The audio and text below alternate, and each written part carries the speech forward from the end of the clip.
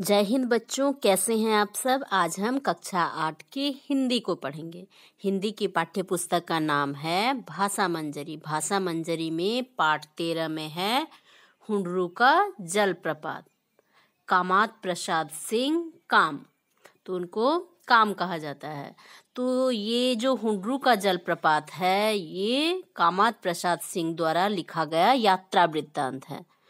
जब वे हुंडरू के दर्शन के लिए आए थे यात्रा के दौरान, तो उस समय के जो झारखंड के दृश्यों के बारे में, इसकी सुंदरता के बारे में, इसकी प्राकृतिक जो सुंदरता है, नदियां हैं, पहाड़ है, झरने हैं, ये जो जलप्रपात है, उसकी सुंदरता का बड़े सुंदर ढंग से उन्होंने वर्णन किया है। तो इनका जो यात्रा था वो झारखंड अलग होने से पहले का था। मतलब साल 2000 में झारखंड अलग राज्य बना, तो उससे पहले का ये यात्रा वृत्तांत है। इसलिए झारखंड के स्थान पर यहाँ छोटा नागपुर शब्द का प्रयोग किया गया है।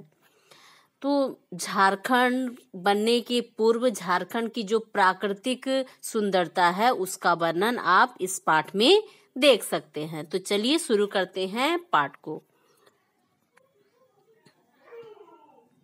छोटा नागपुर स्वर्ग का एक टुकड़ा है। तो छोटा नागपुर को स्वर्ग का टुकड़ा क्यों कहा गया? तो क्योंकि इसकी जो सुंदरता है उसको देखने से ऐसा लगता है कि शायद पृथ्वी में भी कहीं स्वर्ग है तो यही है। और ऐसा माना जाता है जैसे कि स्वर्ग का कोई टुकड़ा गिरकर ये छोटा नागपुर का हिस्सा बन गया है। और इसकी सुंदर वादियों को देखकर जो लेखक हैं वे कहते हैं कि ये जो छोटा नागपुर है ये स्वर्ग का ही एक भाग है। देखिए यहाँ चित्र में दिख रहा है ना, ये देखिए पहाड़ों और जंगलों का दृश्य, कितना सुंदर सा दृश्य है। जमीन में हरियाली, आकाश में नीलिमा। जंगल क्या है? हरा भरा है, जो जमीन में चारों ओर फैला हुआ छोटा नागपुर के। और उसका आसमान कैसा है? नीला दिख रहा है। नीचे जंगल हरे भरे और ऊपर आसमान नीला, नीलिमा लिए। पग पग पर पहाड़ियों को देखकर धरती भी उबड़ खबड़ और ऊंची हो गई है।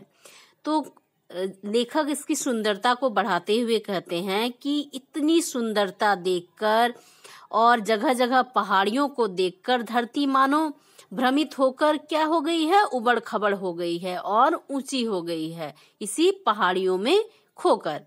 तीव्र धारा और गंदले पानी के साथ नदियां बल खाती बह रही है, जिन्होंने मैदानों की छाती चीरी है और पर्वतों का अंतर फोड़ा है। तो जो नदियां बह रही है तीव्र धार के साथ, पहाड़ी अंचल होने के कारण क्या है, जो नदियां है तेजी से बह रही है और पत्थर बीच बीच में आ जा रहे हैं, पहाड़ियां कहीं पे ऊंचाई से नीचे गिर रहा है।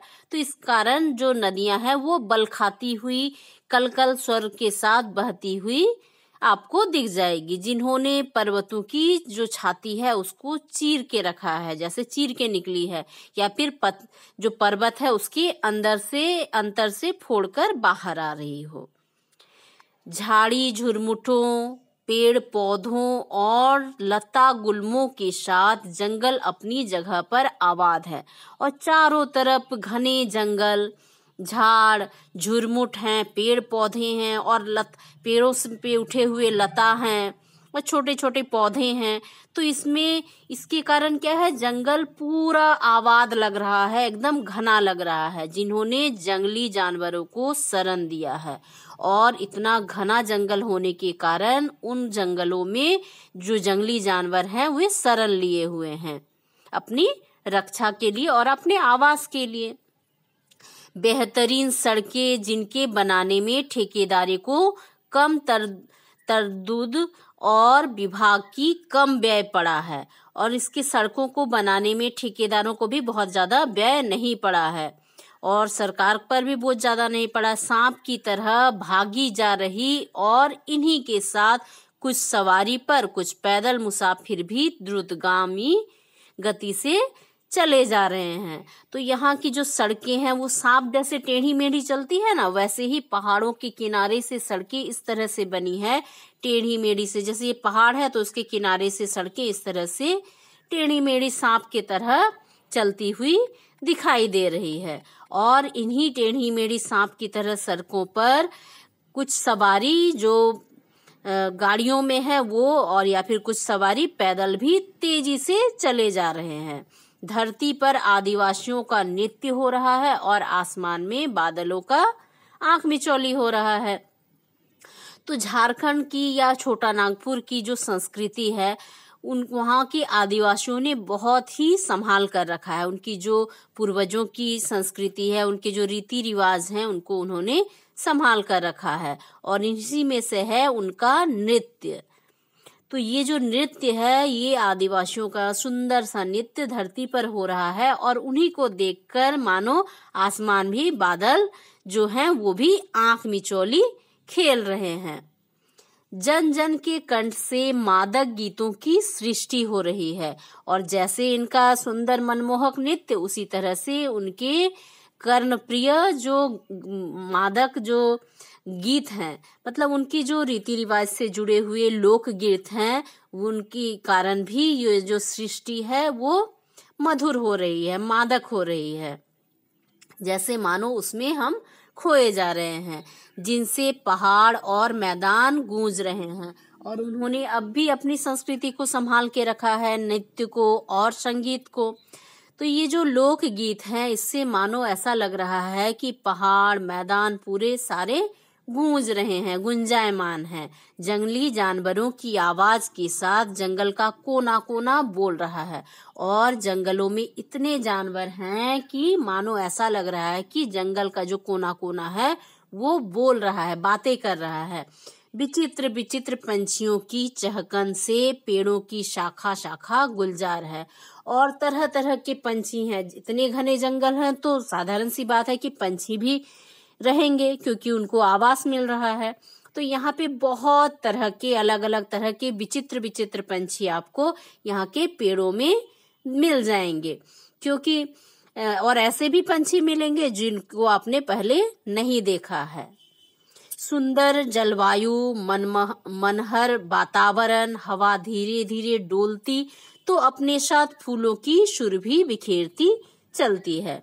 और यहाँ के जो जंगल में फूल खिले हुए हैं, जब हवा चलती है और इस सुंदर मनमोहक वातावरण में हवा के साथ वो जो पौधों पर, पेड़ों पर जो फूल खिले हैं, उसकी सुंदर खुशबू से पूरा वातावरण सुगंधित हो रहा है। बादल धीरे धीरे बरसते हैं तो उनके स्वस्थ शरीर और सुंदर स्वास्थ्य का वरदान मिलता है। और जब बादल धीरे धीरे वर्षा होती है तो उससे भीगे हुए पेड़ पौधे, फूल, पत्तियां सभी जैसे मानो स्वस्थ और भी सुंदर हो गए हैं। नदियां कल कल छल छल स्वर में बहती हैं तो किनारे पर रहने वालों को अमृत बांटती जाती है। तो यहाँ की नदियां बहुत ही कलकल छल छल के साथ बहती, क्योंकि ये पहाड़ी नदी है, पहाड़ी जगह है और बीच में बहुत सारे पत्थर आते हैं, ऊंचाई नीचाई ऐसी जमीन है, जिसके कारण जो नदियां हैं वो कलकल छल छल स्वर से बहती जाती है। और इसके किनारे जो रहने वाले लोग हैं उनको मानो अमृत दे रही है। कितनी मीठी स्वर होता है नदियों का। झरने सतत झरझर आंखों को तरी तथा नमी, कल्पना को सुंदर खुराक, चित्त को स्वच्छता और पवित्रता प्रदान करते हैं। और ये जो झरने झरझर और ये ऊंचाई पर होने के कारण उससे जब नदियां बहती है, उस रास्ते में बहने वाली नदियां ऊंचाई से जब गिरती है तो बहुत सारे झरने इस छोटा नागपुर के आसपास बन जाते हैं। और इन्हीं झरनों से जो हमारे आँखों में ठंडक मिलती है और हमारी जो कल्पनाएं हैं वो एक उड़ान भरती है, जिसके कारण हमारी कल्पनाओं का और ज़्यादा विकास होता है। हमारा जो मन है वो स्वच्छ और पवित्र हो जाता है। इतना सुंदर वातावरण है। खानों में कोयला और अबरक, जंगल में तरह तरह की लकड़ियाँ, फूल फुनगियों पर नाचती तितलियाँ, फल भर के झुके जा रहे पेड़, शोभा संपन्न अवर्णनीय घाटियां, सुषमा की दार्शनिक नदियां, हरी तीमा वाले मनमोहक मैदान, मन पर जादू जैसा असर करने वाला पर्वत, मस्त निवासी, इन सबसे साथ यह छोटा नागपुर है। और छोटा नागपुर क्या है? इतने सारे प्राकृतिक खूबसूरती का भंडार, जैसे वहाँ के सुंदरता है, पेड़ पौधे जंगलों की सुंदरता है, झरनों की सुंदरता है, वहाँ के लकड़ी, तरह तरह के लकड़ी और फुनगियों में नाचती, फूलों के ऊपर नाचती तितलियां, फल से भरे पेड़ और उसकी सुंदर घाटियां, नदियां और चारों तरफ के मनमोहक घाटियां, मैदान। तो ये सारे जो दृश्य हैं और वहाँ के जो सिर्फ उसकी प्राकृतिक हरियाली ही नहीं, वहाँ के गर्भ में भी भंडार है। तो वे किसके भंडार हैं?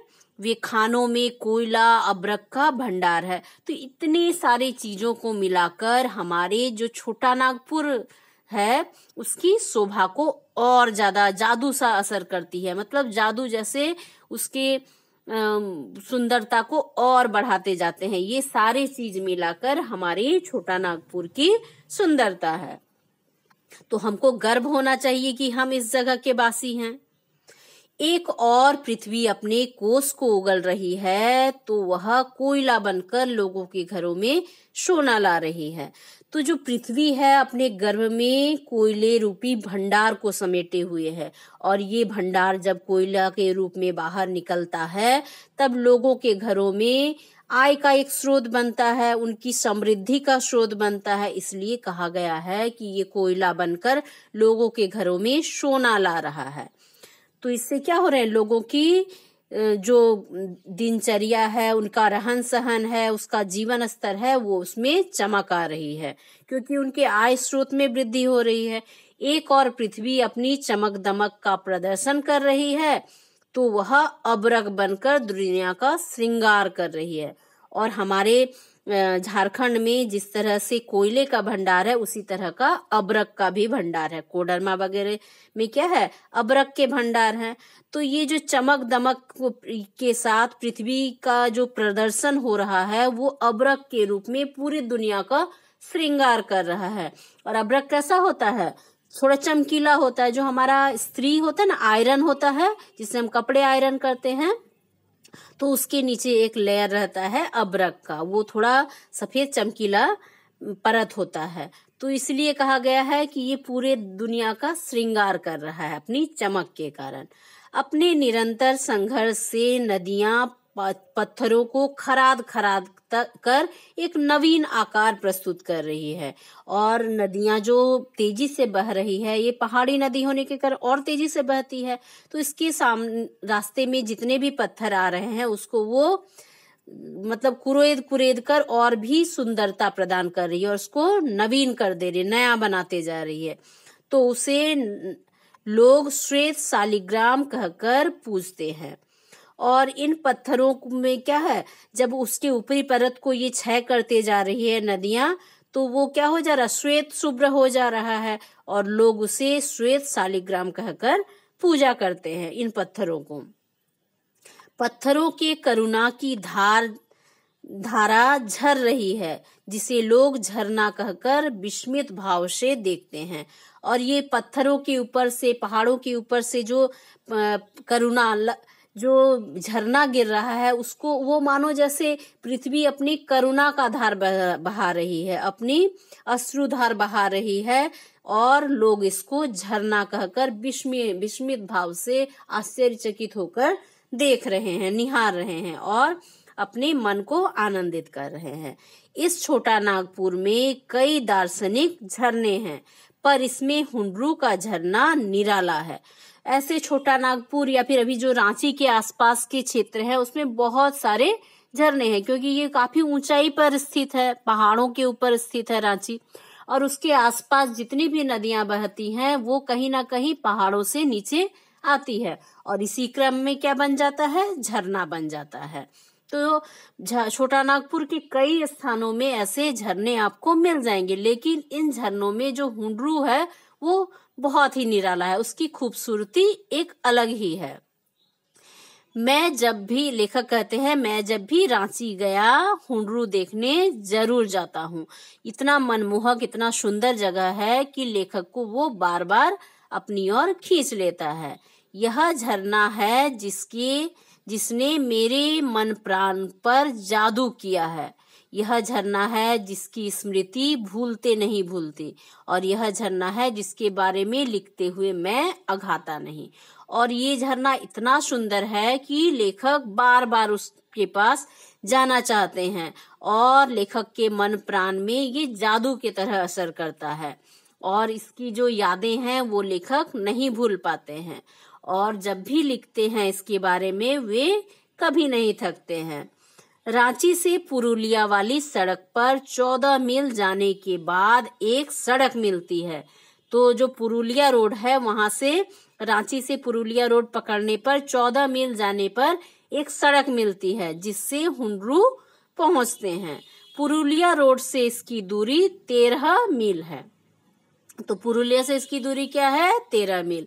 तो दूरी, ये जो मील में यहाँ पे बताया जा रहा है, तो दूरी मापने की जो पुरानी इकाई है, 1 मील बराबर 1.6 किलोमीटर होता है। तो आप हिसाब कर लीजिए कि 13 मील कितना होगा। तो पुरुलिया रोड से इसकी दूरी कितनी है हुंड्रू की? 13 मील है। तो 1 मील बराबर 1.6 किलोमीटर।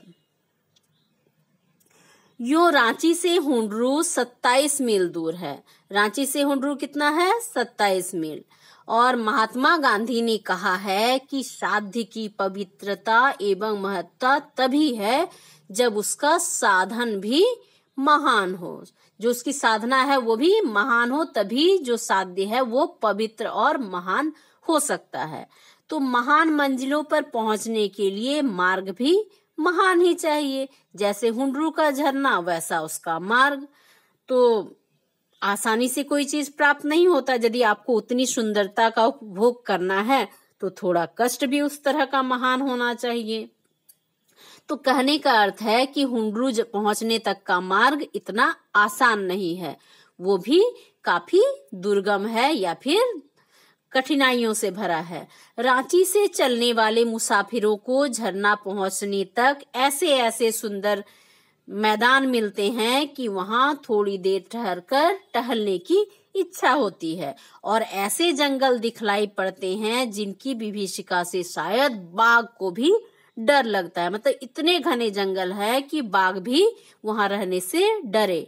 और बीच बीच में पहाड़ी, उस पर झाड़ी।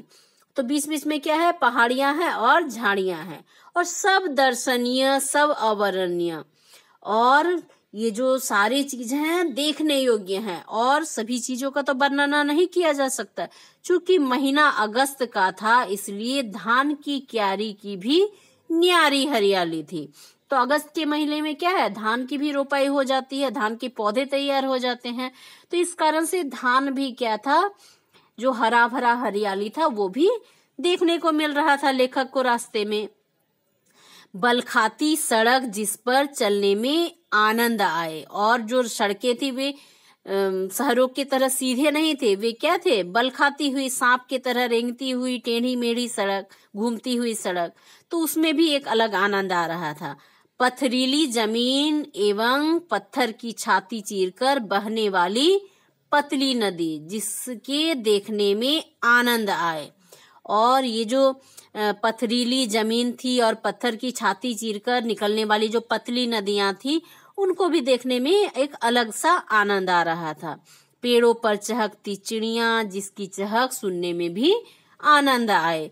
तो पेड़ों में जो चिड़ियां चहक रही थी वो भी सुनना बहुत अच्छा लग रहा था। सब मिलाकर आनंद को कई गुना बढ़ा रहे थे। और ये जो सारे दृश्य थे सभी मिलकर क्या थे? लेखक के जो मन को और भी ज्यादा आनंदित कर रहे थे।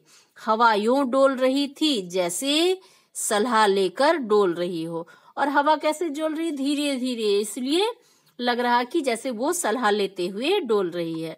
तो सिर्फ हुंड्रू ही इतना खूबसूरत नहीं है, उसकी जो मार्ग है, वहां तक पहुंचने का जो मार्ग है, वो भी बड़ा खूबसूरत है। छोटा नागपुर के निवासी सादगी के अवतार और गरीबी की मूर्ति हैं, जिनकी रहन सहन में 100% कला बसती है। मार्ग में यो खड़े थे जैसे मेरा स्वागत कर रहे हूँ।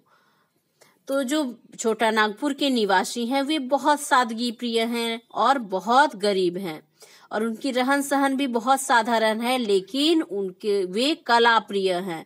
मतलब उनका जो घर है आप उसको देखकर समझ सकते हैं कि वे कितने कला प्रेमी हैं।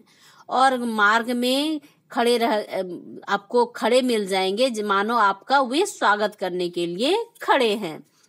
मकई के पौधे कहीं कहीं अगल बगल में यूं लहरा रहे थे जैसे यहाँ बालों की किस्मत लहरा रहे हैं।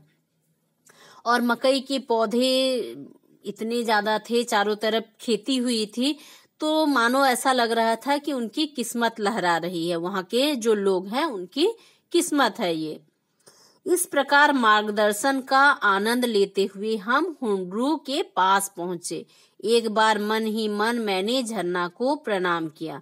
तो इस तरह से रास्ते का वर्णन लेखक ने किया है, और इसके बाद अब वे पहुंच गए अपने गंतव्य हुंड्रू पर। और सबसे पहले लेखक ने हुंड्रू को प्रणाम किया और उसका सम्मान दिया। पहाड़ों पर पानी की यह अजीब लीला है जिसका मुकाबला ना रामलीला ना रासलीला है। तो उसकी जो लीला है, पहाड़ों पर गिरते हुए पानी, चारों तरफ फैलते हुए पानी और एक तेज धार के साथ उछलते कूदते पानी का जो दृश्य है, वो उसके सामने रामलीला और रासलीला भी नहीं टिक पाएंगे, उसका मुकाबला नहीं कर पाएंगे। पानी का इस प्रकार उछलना कूदना, धूम मचाना और उसकी यह आवाज जैसे 10-5 हाथी एक साथ सिंघाड़ रहे हो। और ऊपर से जब ऊंचाई से पानी गिर रहा है तब ऐसा लग रहा है कि बहुत सारे हाथी एक साथ सिंघाड़ रहे हैं, इतना शोर उत्पन्न हो रहा है। तो ये जो सारा शोर, ये जो पानी का गिरना उछलना, ये इतनी सुंदरता को बढ़ा रहे हैं कि लेखक उसमें आनंदित हुए जा रहे हैं, जैसे 10-5 ट्रेन के इंजन एक साथ आवाज कर रहे हैं।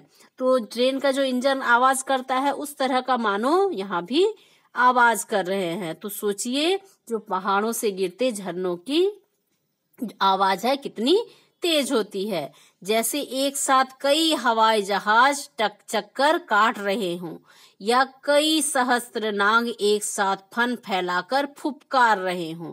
तो ये जो ऊपर से झरना गिर रहा है उसकी तुलना लेखक ने हाथी के चिंघाड़ने से, ट्रेन के इंजन की आवाज से, हवाई जहाज के चक्कर काटने से और नागों के फुफकारने से किया है।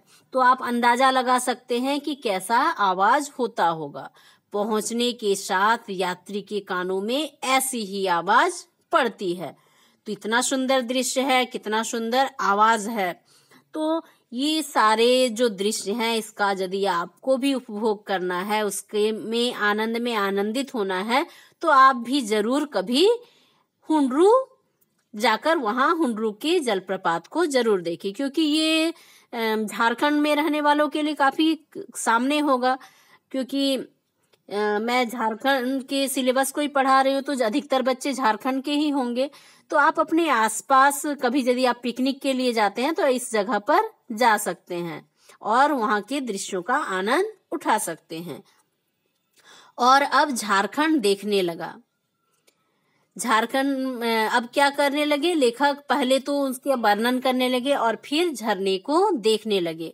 वातावरण की पवित्रता ऐसी ही मालूम होता है मानो हम देवलोक के समीप हैं, और उसके चारों ओर की पवित्रता, पानी का कलकल स्वर और ये जो सुंदर वातावरण है, इसको देखकर लेखक को लग रहा है कि मानो वे देवलोक में पहुंच गए हैं और या फिर काफी करीब है क्या यह युग युग से पानी का आघात है, पत्थर की बर्दाश्त है, और यो एक प्रकार से यह पत्थर की क्षमता का भी प्रदर्शन है। तो युगों युगों से क्या है, ऊपर से पहाड़ों के ऊपर से नदी का जो पानी है वो झरने के रूप में गिर रहा है और नीचे पत्थरों पर आघात कर रहा है।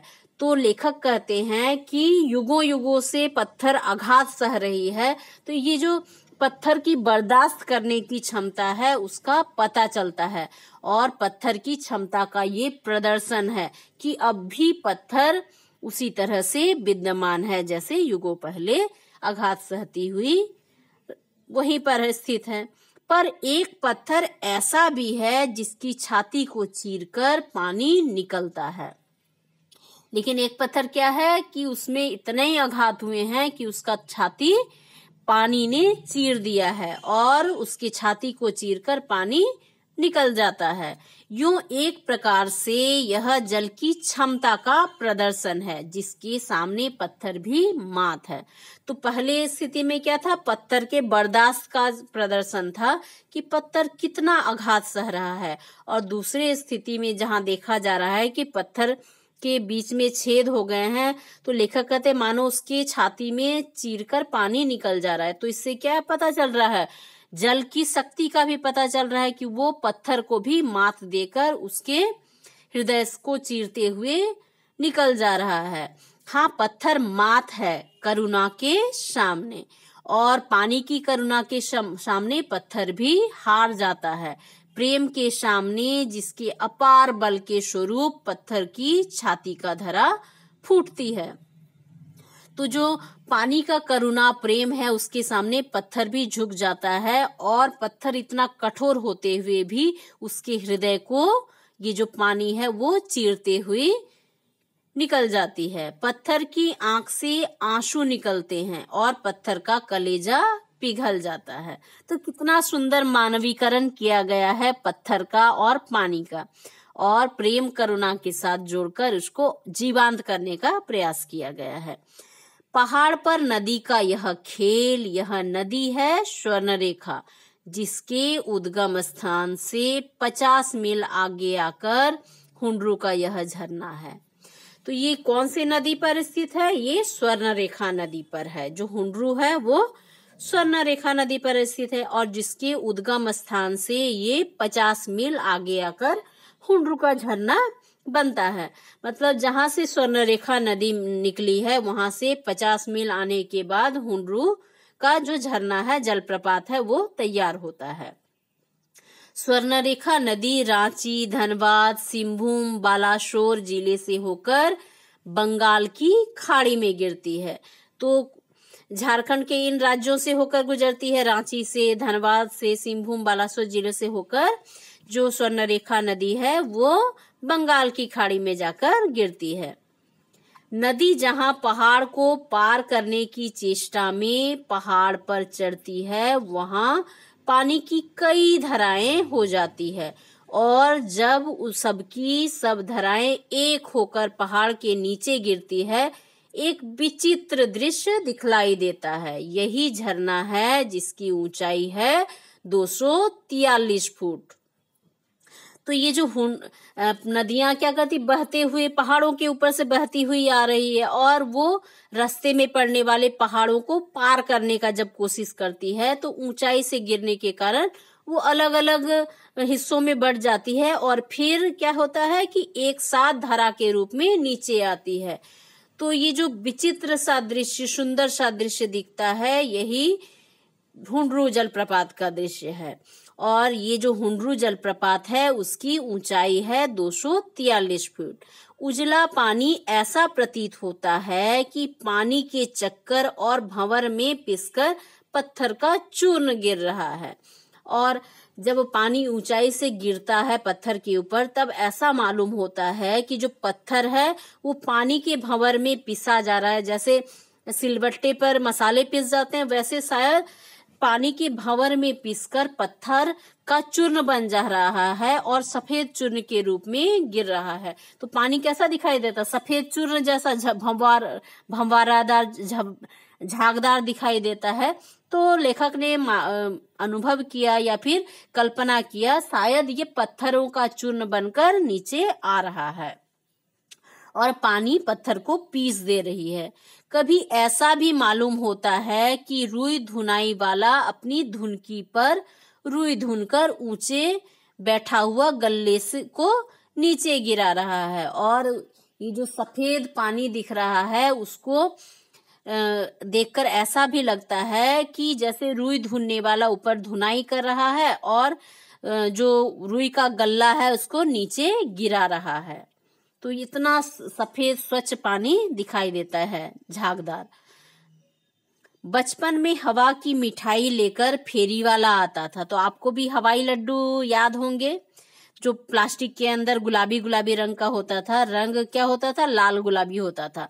प्रतीत होता है कि ऐसा ही, लेकिन उजले रंग की हवा की मिठाई लेकर पर्वत आज स्वयं फेरी देने निकला है।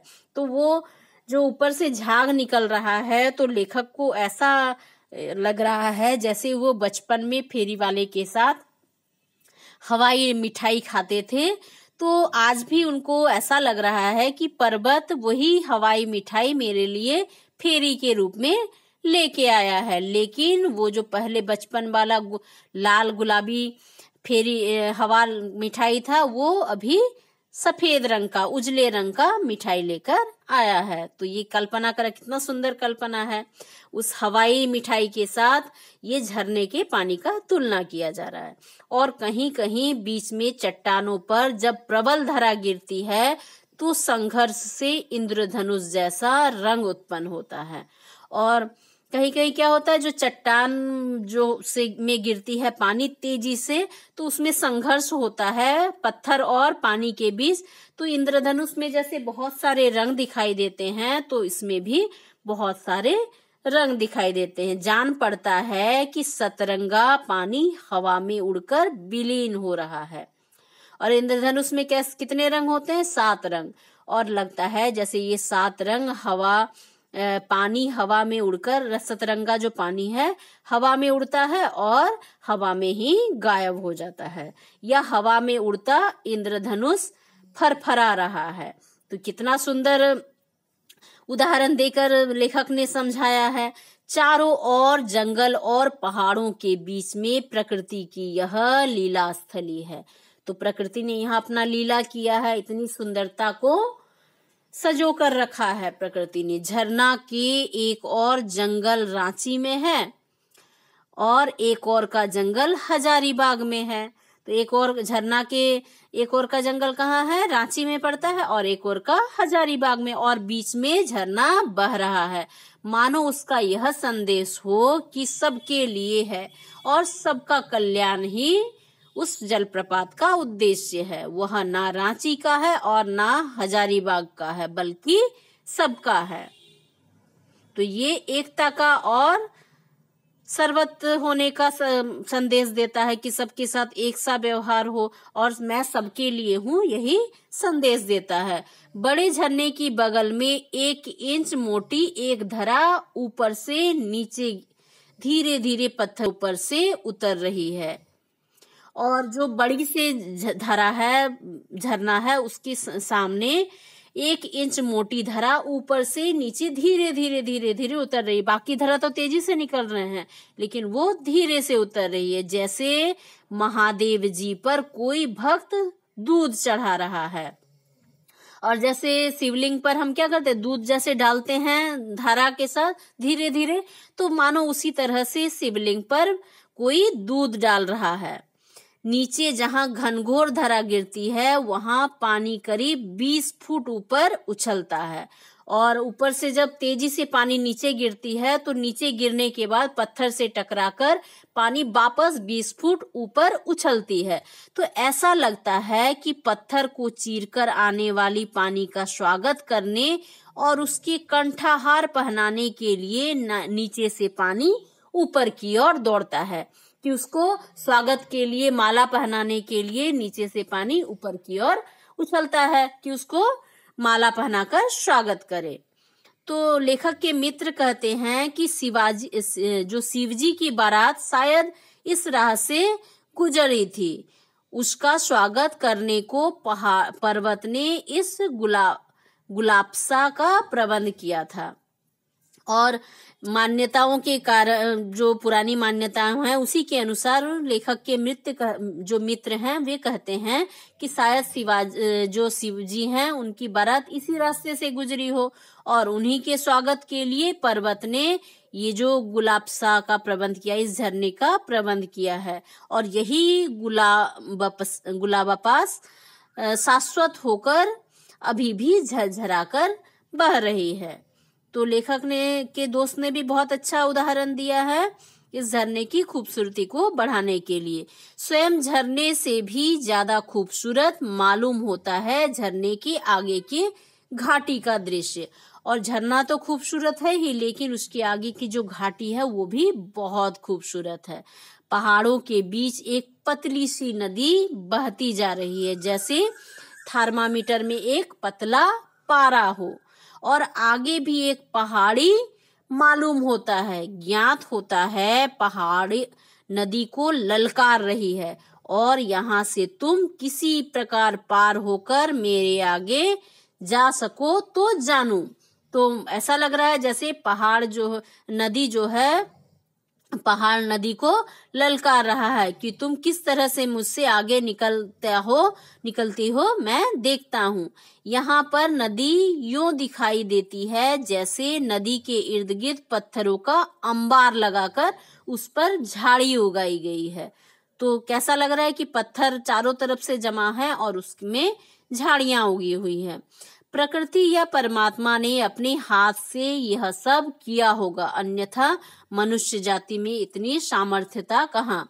तो मनुष्यों में तो इतनी सामर्थ्यता नहीं है कि इतनी खूबसूरती को वे गढ़ दे। तो शायद प्रकृति ने, परमात्मा ने ही इसे अपनी हाथों से तैयार किया होगा। सैकड़ों वर्षों में भी मानव के प्रयत्नों से शोभा के इस विशाल वैभव की सृष्टि कठिन है, और सैकड़ों साल से मनुष्य ने प्रयास किया है इस सुंदरता को बढ़ाने के लिए, इसके वैभव को सृष्टि करने के लिए, लेकिन इसकी जो सृष्टि है बहुत ही कठिन है, और इसका जो वैभव है सृष्टि बहुत ही सुंदरता से किया गया है। तो कुल मिलाकर क्या कह सकते हैं कि इसकी जो प्राकृतिक सुंदरता है वह अद्भुत है।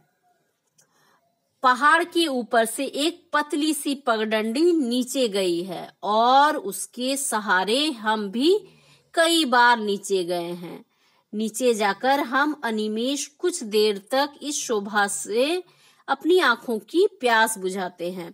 और पहाड़ के ऊपर से एक पतली सी जो पगडंडी है, रास्ता है, वो नीचे की तरफ गया है, और उसी रास्ते के सहारे लेखक भी कई बार वहां से नीचे उतरे हैं, और नीचे जाकर वहां की सुंदरता से अपनी आंखों की प्यास को भी उन्होंने बुझाया है, मतलब उसकी सुंदरता का अनुभव किया है। यह शोभा, यह छटा, यह दृश्य, यह इतना बड़ा प्रपात जहां 243 फुट से पानी नीचे गिरता है, बीच बीच में चट्टानों की वजह से हुंडरू की शोभा बिखर जाती है। पानी कुछ पीलापन लिए हुए है और यूं सरसराता हरहराता गिरता है कि कुछ भयंकर मालूम पड़ता है।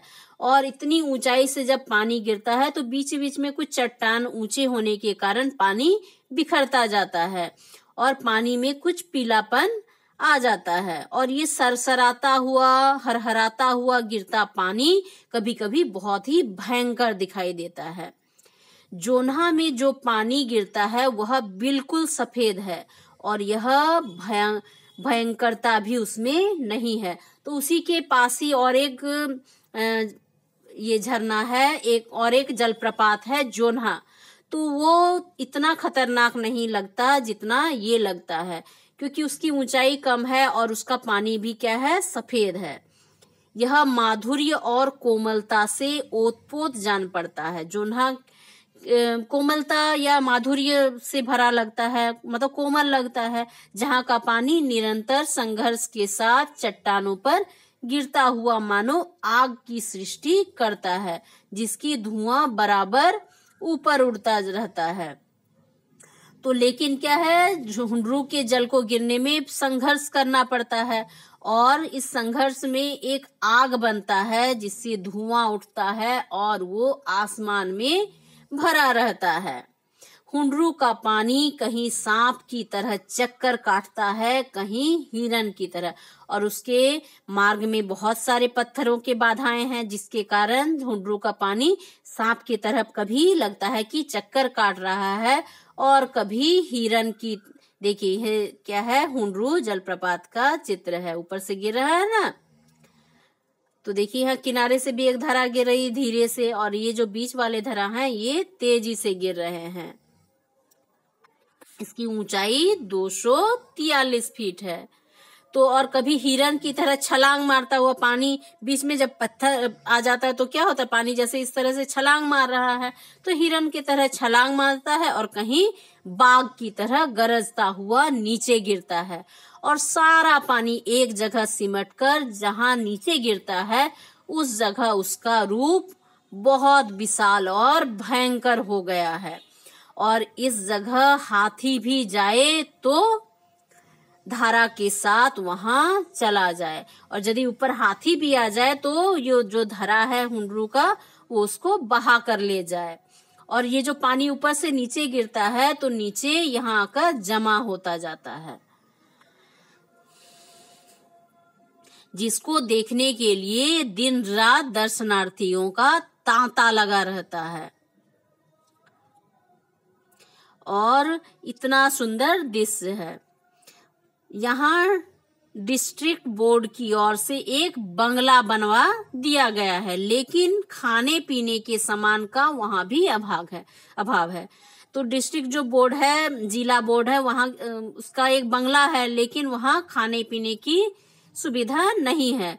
हुंडरू प्रपात की भीड़ और चीजों का अभाव देखकर ख्याल आया कि यहाँ के लोग सचमुच अव्यवहारिक है, और हुंडरू के जलप्रपात को देखने के लिए बहुत भीड़ रहती है, लेकिन फिर भी वहां खाने पीने की चीजों का बहुत अभाव है। तो ये देखकर लेखक कहते हैं कि सचमुच यहाँ के जो लोग हैं बहुत अव्यवहारिक हैं।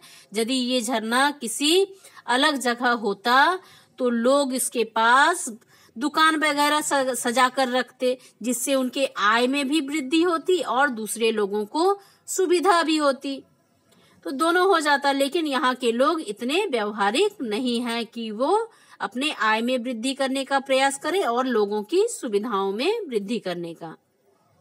धन्य हुंडरू, किस युग से किस महाकवि की बानी, किस संगीत की स्वर लहरी और किस प्रेमी की रुदन ध्वनि से पिघलकर यह पाषाण बह रहा है, यह कह सकना असंभव है। तो इसको और ज्यादा साहित्यिक बनाने के लिए लेखक ने कहा है कि किसके करुण प्रेम धारा से बहकर ये जो पत्थर है ये पिघला है, और किसके कारण ये सुंदरता की सृष्टि हुई है।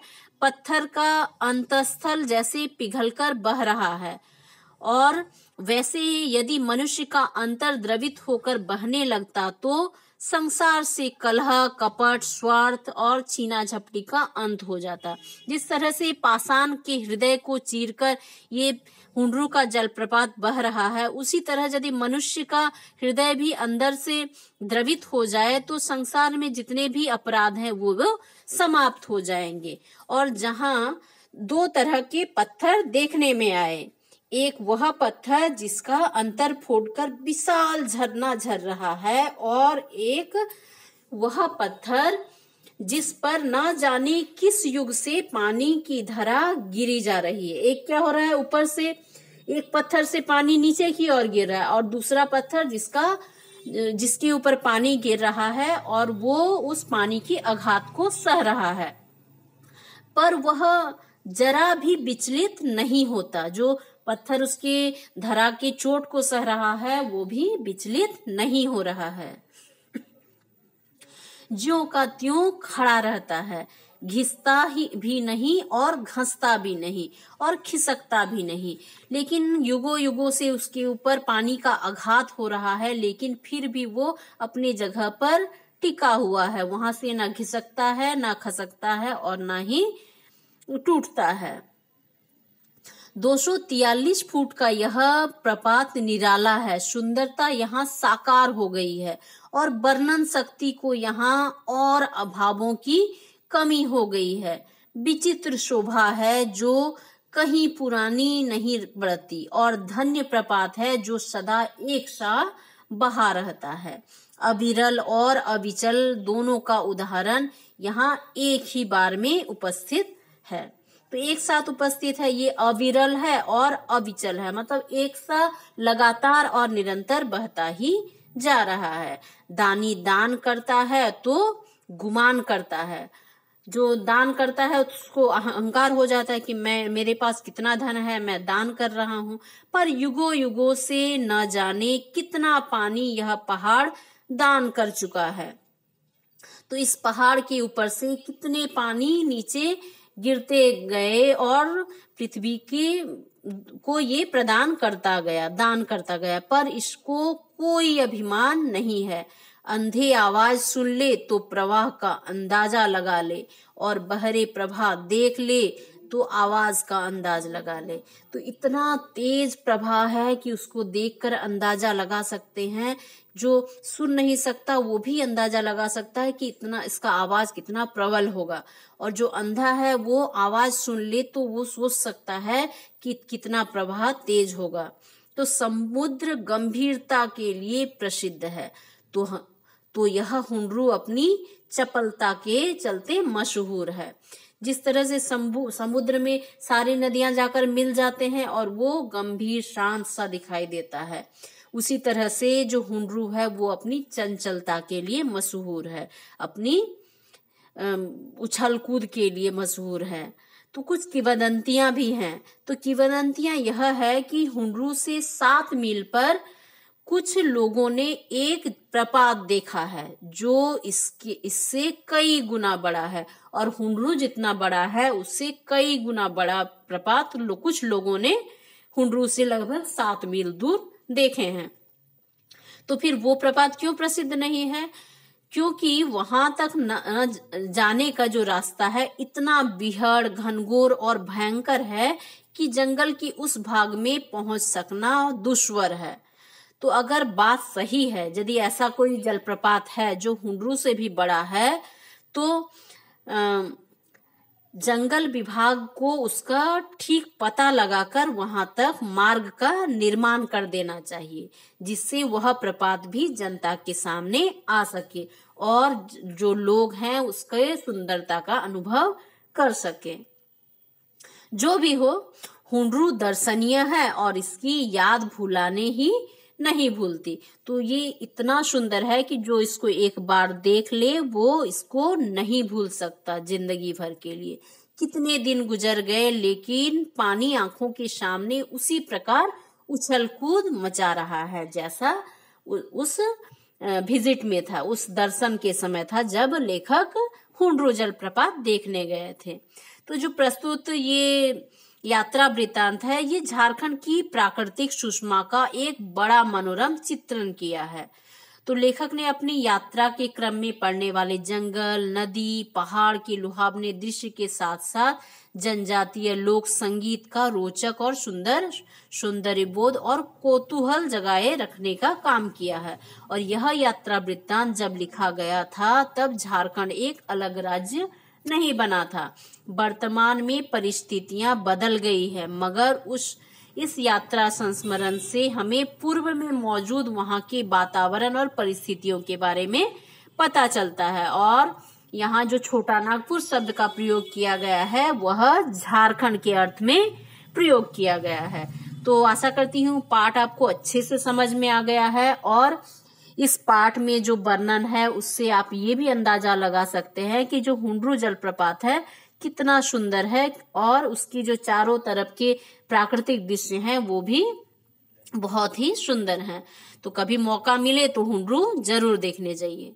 तो इसमें कुछ प्रश्न है, जैसे छोटा नागपुर स्वर्ग का एक टुकड़ा है, कैसे? उसकी प्राकृतिक सुंदरता के कारण, उसकी नदियों, जंगलों और पहाड़ों, झरनों के कारण छोटा नागपुर मानो ऐसा लगता है कि वो स्वर्ग का एक टुकड़ा है, स्वर्ग से अलग हुआ एक टुकड़ा है।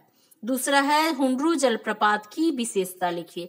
तो हुंडरू जलप्रपात की ऊंचाई 243 फुट है और उसका जो रास्ता है वो भी सांप के तरह सर्पिल है। तो उसके जो मार्ग हैं वो भी बहुत सुंदर है, घने जंगल है, नदियां हैं, घाटियां हैं, पहाड़ियां हैं, और वहां का जो प्राकृतिक दृश्य है वो भी अतुलनीय है। और तीसरा है पाठ में एक दृश्य का वर्णन 2 तरह से किया गया। पहला था कि हुंडरू का पानी कहीं सांप की तरह चक्कर काटता है, कहीं हिरन की तरह छलांग लगाता है और कहीं बाघ की तरह गरजता हुआ नीचे गिरता है। ये पहला वर्णन था। दूसरा था कि हुंडरू का पानी चक्कर काटकर छलांग भरता हुआ नीचे गिरता है। तो इसमें से कौन सा वर्णन आपको अच्छा लगता है और क्यों? तो पहला वर्णन ज्यादा अच्छा लगता है क्योंकि इसको प्रकृति के साथ जोड़कर इसका सुंदर वर्णन किया गया है, जिससे उसकी सुंदरता और बढ़ गई है। तो जो पानी को गिरता हुआ दिखाया गया है कि हुंडरू का पानी सांप की तरह, जो जहां पे पानी भंवर के साथ गोल घूमता है तो मानो सांप की तरह चक्कर काट रहा है, और हिरन की तरह जैसे छलांग मार रहा है, और बाघ की तरह गरज रहा है। तो इसकी सुंदरता को और ज्यादा ये शब्द बढ़ा रहे हैं। चौथा है, लेखक ने पाठ में किन किंवदंतियों की बात की है और क्या सलाह दिया है? तो कुछ लोगों का मानना है कि हुंडरू से 7 मील दूर में हुंडरू से भी कई गुना बड़ा जलप्रपात है। तो यदि लेखक ने कहा है कि ये किंवदंती सही है, तो उन्होंने फॉरेस्ट विभाग को, जंगल विभाग को ये सलाह दिया है कि जंगल विभाग उसका पता करे और वहां तक मार्ग बनाए, जिससे जनता को, बाकी लोगों को भी उसके दर्शन का सौभाग्य मिल सके। तो ये चीज आप लिखेंगे। और 5वां है कि एक और पृथ्वी अपने कोस को उगल रही है, तो यह कोयला बनकर लोगों के घरों में सोना ला रही है। तो भावार्थ क्या है कि प्रस्तुत पंक्ति हमारे भाषा मंजरी पुस्तक के पाठ हुंडरू जलप्रपात से ली गई है।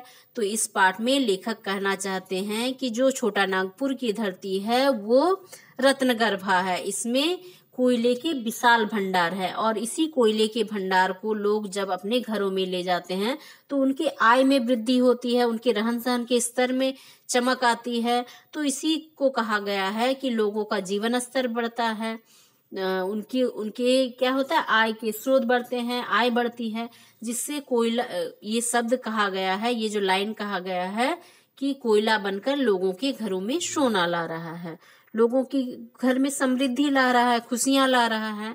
तो यही इसका भावार्थ है। तो इसको और भी सुंदर से आप इसको सजाकर लिखेंगे। तो आशा करती हूँ आप चैप्टर समझ गए होंगे, इसको और अच्छे से पढ़ेंगे। कोई दिक्कत होगा तो कमेंट करेंगे। Thank you.